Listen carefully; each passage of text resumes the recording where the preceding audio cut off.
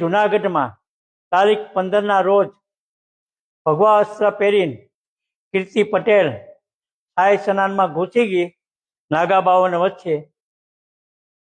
એને એમ કહે છે કીર્તિ કે હું બધાને જોઈ લઈશ. વિડીયોમાં મેં સાંભળ્યું, મેં હરુભરું એને ઓળખતો પણ નથી. એટલે આ વિડીયા મેં જોયા બધાય. હવે આ કીર્તિ પટેલને ઉતારો કોની આવે પણ રોકી કોની? આ મારો પ્રશ્ન છે સરકારશ્રીને. જુનાગઢ જિલ્લા કલેક્ટર એસપીની મેં રજૂઆત કરેલી છે આ બાબતમાં કે હું ફરિયાદી બનું છું.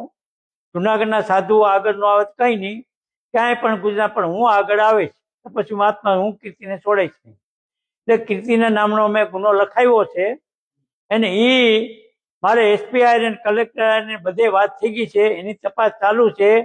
હવે આજકાલ ગાડી પકડવા જાય જ્યાં અહીં છે ત્યાં. અત્યારે એ હજી ભવનાથમાં મળી નથી.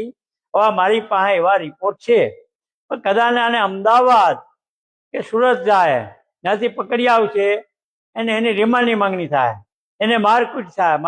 મને ઓફિસર ઉપર ખાસ વિશ્વાસ છે, કેમ ઓફિસરોને મેં આશીર્વાદ આપ્યા છે.